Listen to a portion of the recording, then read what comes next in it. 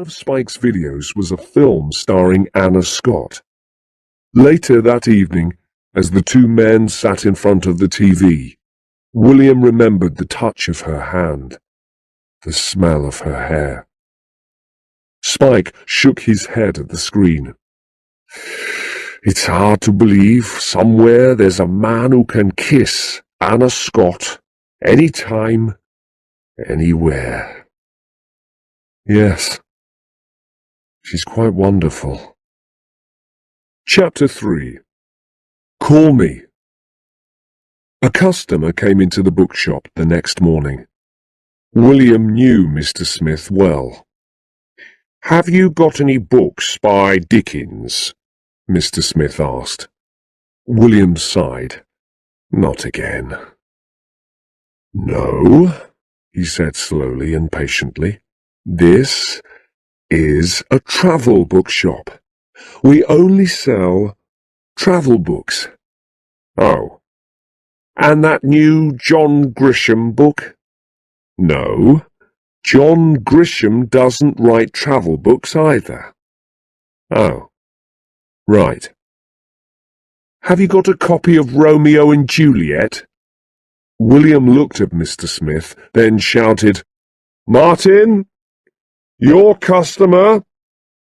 Martin came out from behind some shelves with a warm smile on his face. Can I help you? He asked Mr. Smith. As William stared sadly out of the window, a bus went past the shop. On the side was a large picture of Anna in her new film, Helix.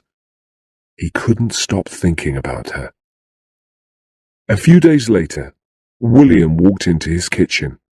Hi, Spike. Hi. Spike was never Britain's best-dressed man, but today his clothes were even stranger than usual. He was wearing William's scuba diving suit, with a pair of goggles on his head. Spike, why are you wearing my scuba diving suit?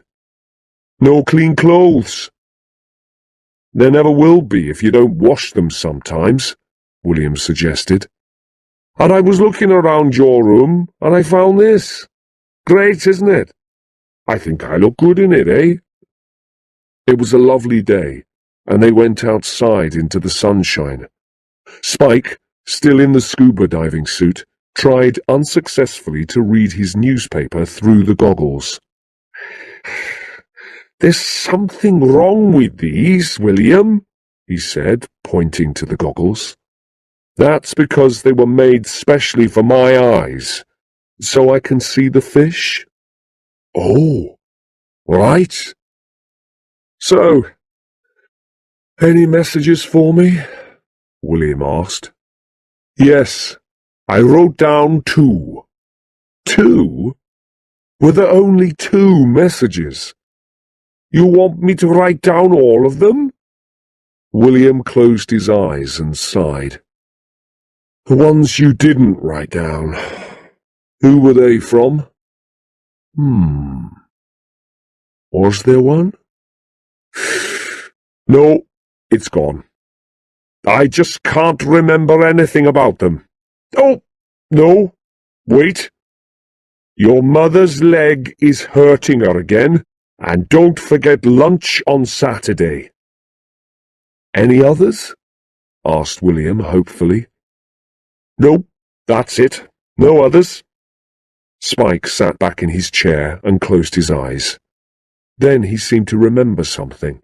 But if you want all your messages, there was one from an American girl a few days ago. Anna, I think she said. William's heart stopped. What did she say? Well, it was a bit strange. She said, Hi, it's Anna. And then she said, Call me at the Ritz. And then she gave a different name. What was the name?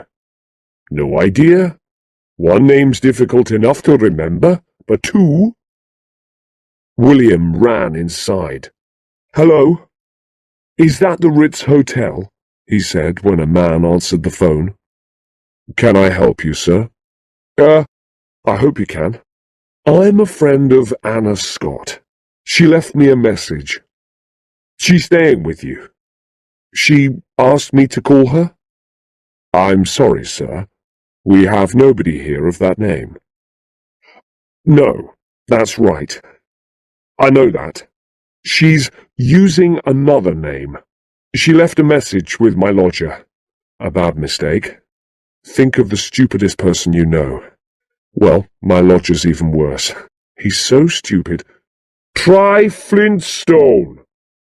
William looked up from the phone and turned towards Spike. What? Try Flintstone! Spike repeated. William spoke slowly into the phone. Is it possible that Flintstone means anything to you? I'll put you through, sir. William could hear another phone ringing. He tried to stay calm. What shall I say? He thought to himself. He practiced a few words. Hi. Hi. Anna. Hi. And then he heard her voice. Hi. Oh. Hi. It's William Thacker. I work in a bookshop. You called me. Well, yes, 3 days ago. I'm so sorry. You probably think it was a mistake. My stupid lodger, Spike, took the message, and he didn't give it to me until now. Oh, okay, she said slowly. Perhaps I could come to the Ritz for tea or something. Yes, but I'm a little busy today. She was silent for a minute. But let's try. 4 o'clock. Right. Great. William put down the phone. Wonderful. Chapter 4. Tea at the Ritz. William arrived at the Ritz Hotel, carrying some roses for Anna. As he got into the lift, another young man followed him in. Which floor? William asked. 3. The lift stopped at the 3rd floor, and William and the young man got out. They both looked around for the room numbers. Then they both turned right. Anna, William knew, was in room 38.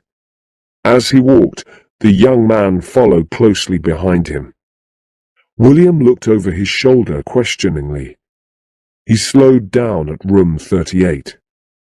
And the other man did too. William pointed at the number. Are you sure you... The man smiled. Yes, he replied. Oh, right. William knocked. A bright-faced American girl opened the door. Hello, I'm Karen. Sorry, everything's taking longer than we thought. Here's all the information you need. She gave each of them a press package with pictures from Anna's new film, Helix. William looked at the woman, then at the man behind him. What was happening? Then Karen showed them into a large room. William was surprised to see a number of reporters and photographers, all clearly waiting to talk to Anna. What did you think of the film? Karen asked. Wonderful, the man behind William replied. A bit of Close Encounters and a lot of Jean de Florette.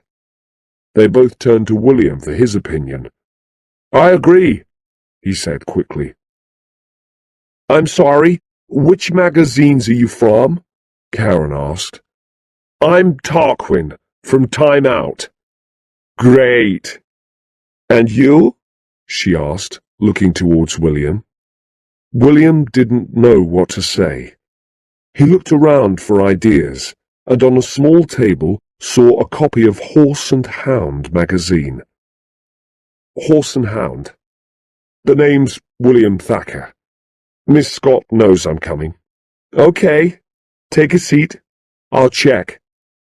The two men sat down as Karen went into the next room. "You've brought her flowers," said Tarquin with interest. William thought quickly. No. They're for my grandmother. She's in a hospital near here. I'm going to see her after this." "Oh, I'm sorry. Which hospital?" William didn't know any of the hospitals in the area. I don't like to talk about it. I hope you don't mind." "Oh, sure. Of course." Just then, Karen came back into the room and called his name. "Mr. Thacker? Anna will see you now. You've got 5 minutes." It was a large sitting room filled with flowers. Anna was standing with her back to a window, wearing an expensive suit. Her hair was tied back. William thought again how beautiful she looked. "Hi." "Hello." "I brought you these," he said, holding out the flowers. "But clearly, you've already got some." "Oh, no. These are great," said Anna, taking them. There was a long silence. William tried to think of something to say. "Sorry about not ringing back. The two names idea was difficult for my stupid lodger to understand. No, I'm sorry. I try to stay private, so I always choose a name from a children's film. Last time I came to England, I was Mrs. Bambi." Karen's boss came into the room. "Everything okay?" he asked Anna. "Yes, thanks, Jeremy."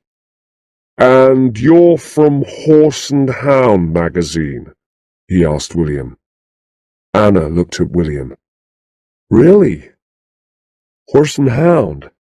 She smiled. She sat down. The room fell silent. She and Jeremy were looking towards William, waiting. "Right," he said, taking a seat. "I'll just start then." He tried to imagine being a reporter for Horse and Hound magazine. What did his readers want to know? Right. The film's excellent, but did you ever think of having more horses in it?" he asked, hesitantly. Jeremy looked at William and sighed. "Well," started Anna, trying to be serious, "we wanted more horses, but it was difficult. I mean, there aren't many horses on Mars." "Yes, Mars. Of course.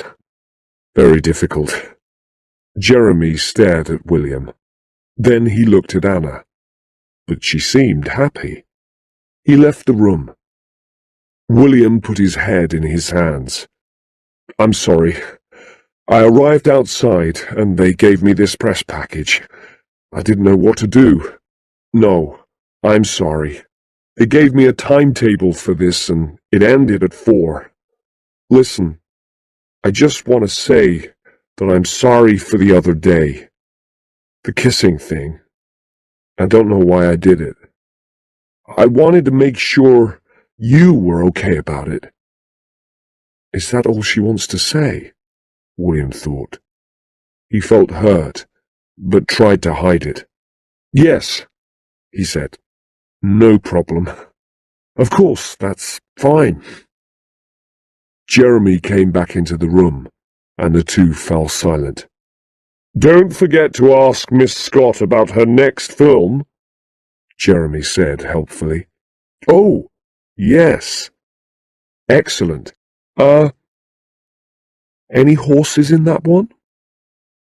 Or hounds?" Anna looked at him, amused. "It takes place underwater."